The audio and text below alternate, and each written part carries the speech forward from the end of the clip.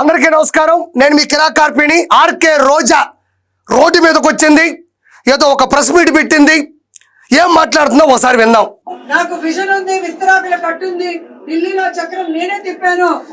ఇక్కడ ఆర్కే రోజా నాకు విజన్ ఉంది, విస్తరాకుల కట్టుంది అని బాబు గారిని హేళన చేస్తుంది. ఎవరైనా ఓడిపోయినప్పుడు, సర్వనాశనం అయిపోయినప్పుడు, రోడ్డు మీద పడిపోయినప్పుడు, ఏం చెయ్యాలో దిక్కులేని స్థితిలో ఉన్నప్పుడు వాళ్ళు ఏం చేస్తే బాగుపడతారో అన్న పని తెలియకుండానే వాళ్ళ నోటుకుండా వచ్చేస్తుంది. అదే విస్తరాకుల కట్ట. రానున్న రోజుల్లో ఆర్కే రోజా సినిమా లేవు కాబట్టి, రాజకీయంలో ప్రవేశం లేదు కాబట్టి, జనాల మధ్యన తిరిగే పరిస్థితి లేదు కాబట్టి ఆర్కే రోజా విస్తరాకులన్నీ తీసుకొని వచ్చి కట్టగట్టి రోడ్ల మీద విస్తరాకులే ఇస్రాకులే శుభమా, ఇస్రాకులే రంగమ్మ అని అడుక్కోబోతుంది. అది నేను చెప్పట్లా, ఆర్కే రోజా తను ఏం చేయబోతుందో భవిష్యత్తులో ఇస్రాకుల కట్ట అని చెప్పింది. కాబట్టి తర్వాత ఏం మాట్లాడుతుందో ఒకసారి వినండి. ఈరోజు నాకు విజన్ ఉంది, విస్తరాకుల కట్టుంది, ఢిల్లీలో చక్రం నేనే తిప్పాను, హైదరాబాద్ నేనే కట్టాను. హైదరాబాద్ నేనే కట్టాను అంటే తెలంగాణకి హైదరాబాద్ రాజధాని కావచ్చు, కానీ హైదరాబాద్కి రాజధాని హైటెక్ సిటీ, హైదరాబాద్కు రాజధాని సైబరాబాద్. ఈ రోజు సైబరాబాద్ దగ్గరికి వెళ్ళి ఎవడైనా ఫోన్ పెట్టి ఒక సెల్ఫీ తీసుకుంటే, ఏరా మావా రష్యాలో ఉన్నావా, జర్మనీలో ఉన్నావా, లండన్లో ఉన్నావా, అమెరికాలో ఉన్నావా, మాకు చెప్పా పెట్టకుండా ఎప్పుడు వెళ్ళిపోయావు, ఇది సడన్ సర్ప్రైజ్ అనే స్థాయికి తీసుకొచ్చాడు. తెలంగాణకి హైదరాబాద్ రాజధాని అయితే హైదరాబాద్ నగరానికి రాజధాని సైబరాబాద్. అంటే ఈ నగరాన్ని సృష్టించింది, నిర్మించింది, అత్యున్నత స్థాయికి తీసుకెళ్ళింది నారా చంద్రబాబు నాయుడు గారే. ఇక్కడ ఆర్కే రోజా కూడా చెప్తుంది, ఢిల్లీలో చక్రం తిప్పేది నేనే అని చంద్రబాబు నాయుడు గారు చెప్తున్నారని చెప్తుంది. ఎస్, ఆయన ఢిల్లీలో చక్రం తిప్పాడు కాబట్టే ప్రపంచంలోని దేశాలన్నీ నివ్వెరపోతూ ఈరోజు భారతదేశంలోని ఆంధ్రప్రదేశ్ వైపుకు తొంగి చూసేలా గూగుల్ డేటా సెంటర్ని తీసుకొని వచ్చాడు. భారతదేశంలో విదేశీ అత్యంత పెట్టుబడి ఉన్న విదేశీ పెట్టుబడి గూగుల్ డేటా సెంటర్. లక్షల కోట్ల రూపాయల పెట్టుబడి, లక్షల మందికి ఉపాధి కల్పించే దిశగా గూగుల్ డేటా సెంటర్ని తీసుకొని వచ్చాడు. ఎస్, నువ్వు చెప్పింది కరెక్టే. నారా చంద్రబాబు నాయుడు గారు ఢిల్లీలో చక్రం తిప్పుతున్నాడు, జగన్మోహన్ రెడ్డి కన్న తల్లిని కోర్టు చుట్టూ తిప్పుతున్నాడు. ఇంతకన్నా నేనేం చెప్పాలి రోజా? ఇక్కడ చూడండి, నేనే కనిపెట్టానని చెప్పే కట్టుకథలు చంద్రబాబు నాయుడు గారికి తెలిసిందే, కానీ ఈ రోజు అన్ని చెప్పిన కట్టు కథల గురించి మనమే మాట్లాడుకోవాలి. ఆర్కే రోజా కట్టు కథలు అంటే ఒక స్క్రిప్ట్ రాసుకొని ముందుకు వదిలేదాన్ని కట్టు కథలు అంటారు. మరి బాబాయి గుండెపోటు అన్నారు, తర్వాత అది గొడ్డలు వేటైంది. ఇది పక్కన పెడితే జగన్మోహన్ రెడ్డి 2024 ఎలక్షన్స్ ముందు ఆయన బస్సులోంచి బయటకు వచ్చి ఎలా అంటే, ఎంత రాయి గులక రాయి ఎట్టి సిరేస్తే వచ్చిందయ్యా, అడు తిరిగి ఏడకొచ్చి తగిలింది. బహుశా మొత్తం మురళీధరన్ ఏమన్నా ఆ రాయిని విసిరాడా అంటే లెగ్ స్పిన్, ఆగ్ స్పిన్ ఇట్ట పెట్టుకొని ఇలా వేస్తే ఇది ఇటుపు ఇక్కడ తగిలిందా, లేకపోతే షేన్ వాన్ ఏమన్నా ఆ గులకరాయిని వేశాడా? ఈ స్క్రిప్ట్ ఎక్కడి నుంచి వచ్చింది? కాబట్టి కట్టు కథలు రాయాల్సిన అవసరం బాబు గారికి లేదు. కట్టు కథలు సృష్టించిందే జగన్మోహన్ రెడ్డి. అయితే ఇక్కడ ఎందుకు 10 మెడికల్ కాలేజీలు కట్టలేకపోతున్నావా అంటే, 10 మెడికల్ కాలేజీలు చంద్రబాబు నాయుడు గారు కడతారా లేదా అన్నది ప్రపంచానికి, భారతదేశానికి, ముఖ్యంగా ఆంధ్రప్రదేశ్ ప్రజలకు బాగా తెలుసు.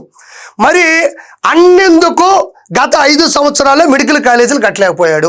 ఎందుకు ఒక్క మెడికల్ కాలేజ్ కూడా అన్న పూర్తిగా నిర్మించలేకపోయాడు? పోనీ ప్రజల కోసం పక్కన పెట్టు, అన్నకి మానసిక రోగం ఉంది. లండన్ దాకా వెళ్ళి టాబ్లెట్లు తెచ్చుకునే బదులు ఇక్కడే ఒక మెడికల్ కాలేజీని పూర్తి చేసి అన్నకి ఎలాంటి మానసిక స్థితి రోగం ఉందో దాని దగ్గర టాబ్లెట్లు మ్యానుఫ్యాక్చర్ చేసే విధంగా, లేదంటే అలాంటి డాక్టర్లు ఇక్కడ సృష్టించే విధంగా ఒక్క మెడికల్ కాలేజ్ కూడా ఎందుకు కట్టలేకపోయావు అని ఈరోజు నేను ప్రశ్నిస్తున్నా.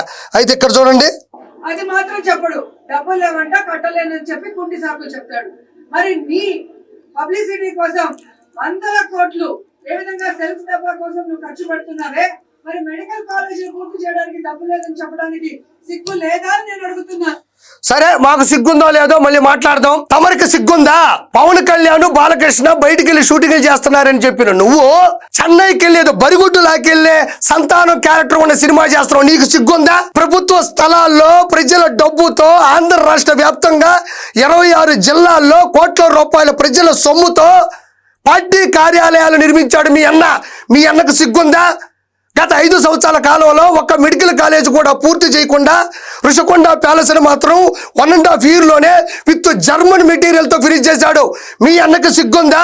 కాబట్టి సిగ్గు గురించి నువ్వు మాట్లాడబాకు, సిగ్గే తలదించుకుంటుంది. మరి ఇక్కడ స్పెషల్ ఫ్లైట్లు అంటున్నావు. మరి అన్న మరి లండన్కి వాళ్ళ పిల్లలను చూడడానికి టాబ్లెట్లు తెచ్చుకోవడానికి ప్రజల సొమ్ముతోనే కదా, ప్రజల డబ్బుతోనే కదా వెళ్ళాడు. స్పెషల్ ఫ్లైట్లు వేసుకొని వెళ్ళాడే. అన్న ఉన్న సైకిల్ మీద వెళ్ళాడా, కారు మీద వెళ్ళాడా, లేకపోతే ఓదార్పు యాత్ర ముద్దులు పెట్టుకుంటూ వెళ్ళాడా? లేదు కదా.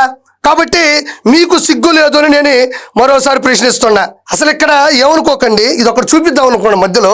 ఇక్కడ చూడండి ఈ అరాచకం. ఇగో అన్న చూడు ఇక్కడ వెనక, అన్నం చూడండి ఇక్కడ మొత్తం సినిమా ఫ్రేమ్ ఇది.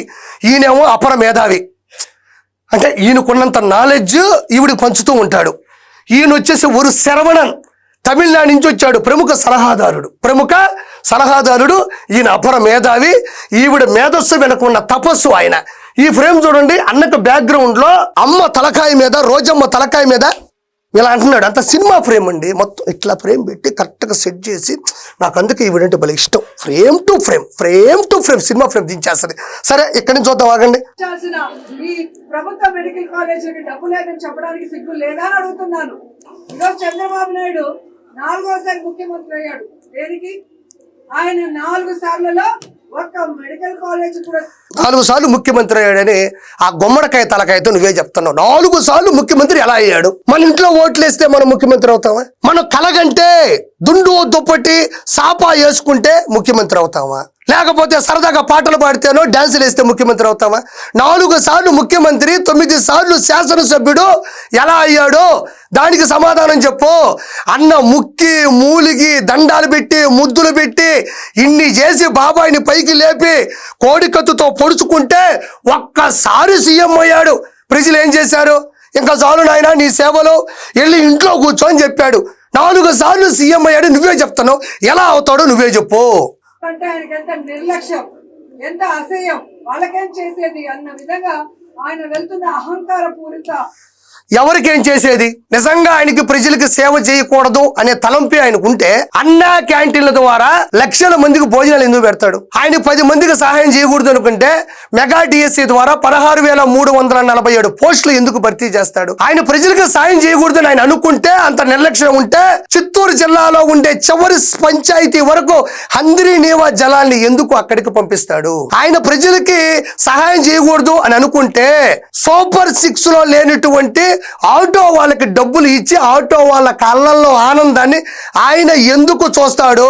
ఆయన ప్రజల కళ్ళల్లో ఆనందం చూడకూడదు అనుకుంటే ఈ రోజు 75 సంవత్సరాల వయసులో ఎటు కదలకుండా మొన్నొచ్చిన వరదల్లో ఒక్క ప్రాణం పోనీకుండా ప్రజల్ని ప్రాణంగా గుండెల్లో పెట్టుకుని ఎలా కాపాడాడు? కాబట్టి ఆయనకి ఏ రోజు నిర్లక్ష్యం ఉండదు. ఆర్కే రోజా ఈరోజు సచివాలయాల పేర్లు ఏ విధంగా మార్చారు? విజన్ అంట, విజన్ 420 అని పెట్టుకోవాలి. ఎందుకో విజన్ 420 అని పెట్టుకోవాలా? నువ్వు గూగుల్లోకి వెళ్ళు, నీ దగ్గర ఫోన్ ఉంది కదా, మంచి ఫోనే ఉంటుంది, అది ప్రజల సొమ్ముతో కూడినటువంటి ఫోను.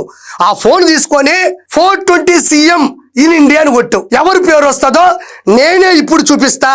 విజన్ 420 అంటే చంద్రబాబు నాయుడు గారు అంటారంట. మరి సీఎం 420 అంటే ఎవడొస్తాడో ఇప్పుడు నేను చూపిస్తా, ఒకసారి చూడండి. మరి ఇక్కడ చూడండి ప్రజలారా, 420 చీఫ్ మినిస్టర్ ఇన్ ఇండియా అని కొట్టాను. ఎవరి పేరు వస్తుందో చూడండి. ఇదిగోండి, వైఎస్ జగన్మోహన్ రెడ్డి. ఇది నేను ప్రైవేట్గా నా పేపర్ మీద రాసుకుందో, లేకపోతే నా సొంత ఛానల్లో కూర్చొని నేను ప్రచురింపజేసిందో, నేను ప్రచారం చేసిందో కాదు. గూగుల్లో కొట్టిందంటే 420 చీఫ్ మినిస్టర్ ఇన్ ఇండియా అని కొడితే డైరెక్ట్గా వికీపీడియా వైఎస్ జగన్మోహన్ రెడ్డి అని వచ్చింది. నువ్వు 420 విజన్ అంటే బాబు గారిని అంటావా? 420 CM in India Jaganmohan Reddy. Pokiri సినిమాలో ఉంటుంది చూడు ఎలివేషన్, వాళ్ళ నాన్న చనిపోయినప్పుడు వచ్చింది, అంతకన్నా పెద్ద ఎలివేషన్ ఇది.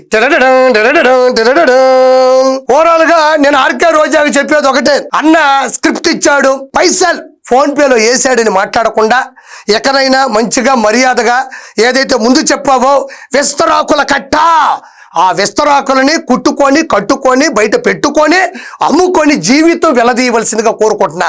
కానీ రిచెస్ట్ విస్తరాకుల కట్ట మాజీ ఎమ్మెల్యే మాజీ మంత్రి అంటే మాత్రం నువ్వే వస్తావు. ఎందుకంటే 3,000 కోట్ల రూపాయలు ఉన్నాయి నీ దగ్గర. నెక్స్ట్ ఇదే గూగుల్లో 1 year తర్వాత అప్డేట్ అవుతుంది. విస్తరాకుల కట్ట ఓనర్ ఆర్కే రోజా ఆస్తి ఎంత అంటే 3,000 కోట్లు వస్తుంది. అంటే రిచెస్ట్ విస్తరాకుల కట్ట owner in India RK Roja. Thank you so much. Please subscribe to Leo News for more videos.